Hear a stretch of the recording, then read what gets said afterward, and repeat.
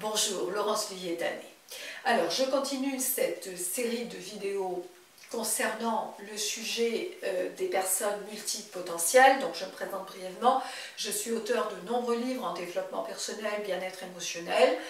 Je suis écrivain et j'accompagne les personnes depuis plus de 30 ans. Et je fais moi-même partie donc des personnes multipotentielles. Je vous rappelle notamment que j'ai fait une vidéo où je vous raconte mon histoire, en particulier au niveau professionnel, avec toutes les souffrances et comment je me suis aperçue en fait que j'ai pu comprendre cette manière de fonctionner. Puisque je le rappelle, une personne dite multipotentielle, c'est une personne qui a une manière d'appréhender le monde, d'appréhender les situations à partir d'une globalité. Ce qui est différent des personnes, si vous voulez, qui sont plus sectorisées, j'ai envie de dire, d'où la difficulté pour les personnes multipotentielles de rentrer dans des moules, parce qu'il y a cette vision, cette prise de recul. C'est une sorte de changement, si vous voulez, de paradigme. Voilà. Alors, là, on va parler donc des tests, passer des tests ou pas de tests. Alors, avant de rentrer dans le sujet du test, ce que je voudrais dire, c'est qu'en fait, les personnes multipotentielles ont du mal à rentrer dans un moule. Et déjà, à partir du moment où on commence à mettre un terme multipotentiel, de zèbre, HPI, HPE, enfin bref, tout ce qu'on voit, c'est déjà mettre une étiquette, rentrer dans un moule. Donc moi, ça, c'est quelque chose qui m'énerve. C'est pour ça que je garde ce terme multipotentiel, parce que pour moi, il est beaucoup moins enfermant que l'étiquette zèbre, HPI, HPE. Voilà, donc ça, c'était ma petite parenthèse, mais je pense qu'elle va peut-être vous parler. Voilà. Donc, les tests ou pas tests. Alors, moi, ce que j'ai envie de vous dire, la première chose, c'est posez-vous la question, pourquoi est-ce que vous voulez passer un test? Qu'est-ce que ça va vous apporter? Est-ce que ça va vous permettre d'avoir plus confiance en vous? Est-ce que ça va vous permettre, si votre difficulté est au niveau professionnel, d'être mieux dirigé? Voilà, donc il y a ces questions à vous poser. Moi, de mon point de vue, je pense qu'il n'y a pas... Il n'y a que vous qui pouvez voir, voilà, et de faire attention aussi où est-ce que vous passez les tests, que ça ne soit pas enfermant, parce que vous voyez, comme on a du mal quand même à être enfermé, est-ce que si je passe un test et on commence à m'enfermer, il y a ci, il y a ça, alors ben, ça non, ça oui, voilà. Moi, ce que je peux vous dire, c'est que j'ai passé des tests, et ça n'a pas été probant. Alors, je n'ai pas été les passer dans un centre psycho, machin spécialisé là-dessus, parce que franchement, c'est pas mon truc. Je viens du milieu psy, je me connais suffisamment, et, voilà, donc c'est bon. En revanche, j'ai passé en ligne, en payant. Et bien, ça n'a pas été probant.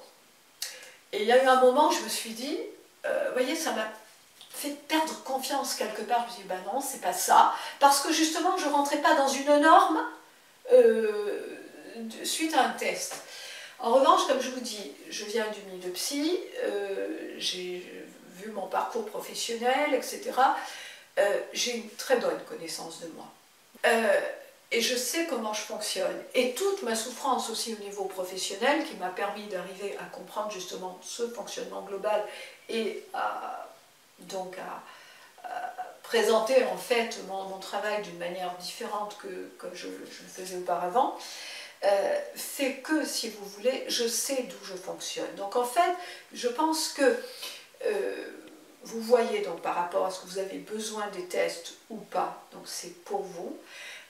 Et sinon, c'est surtout d'apprendre à repérer comment vous fonctionnez. Et pour moi, il y a quand même certains signes que je suis sûre que vous savez, c'est-à-dire, est-ce que vous êtes voilà, justement, vous avez du mal, par exemple, professionnellement, à vous dire, ben voilà, je rentre juste dans cette case, dans ce moule, mais et le reste, j'en fais quoi? Vous avez l'impression que vous êtes amputé de quelque chose, que vous n'êtes pas complet.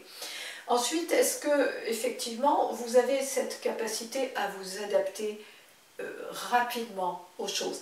Vous avez une curiosité, avec bon, le petit travers, des fois, c'est ce côté de perfection. Est-ce que j'ai donc cette vision globale qui fait que je reviens toujours à ce schéma du mind mapping.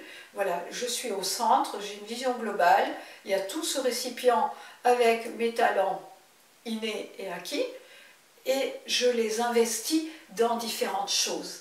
Et j'ai cette capacité à voir les choses rapidement, à aller à l'essentiel. Vous voyez? Et puis aussi, ça peut être, fonction des personnes, je passe d'un métier à l'autre et ces métiers peuvent ne pas avoir de lien entre eux. Par contre, ce qui a du lien, c'est le moteur. Donc là, je vous renvoie encore à une autre vidéo. Vous voyez, donc tout ça, pour moi, ce sont des signes qui font que, je reviens, on s'en fout de savoir que vous êtes multipotentiel, HPI, machin, en fait, qui font surtout que vous êtes une personne qui fonctionne avec une vision globale. Et qu'à partir de là, c'est une richesse, que là, par contre, vous pouvez faire un travail pour identifier tout ça, de façon à pouvoir savoir comment l'utiliser. Vous voyez? C'est ça qui est différent. Et ce que je voudrais ajouter, c'est encore rappeler que on a chacun une manière de fonctionner bien différente. Je le redis, par rapport à notre éducation, à ce qu'on a vécu, donc par rapport quelque part à nos émotions, donc à notre intelligence émotionnelle. Ensuite, par rapport à notre background professionnel, à notre personnalité. Vous comprenez? Donc ce qui fait qu'il est possible aussi que vous ayez des tests qui ne soient pas probants. Parce qu'il y a autre chose. Toutes les personnes qui sont multipotentielles n'ont pas forcément un QI supérieur. Voilà.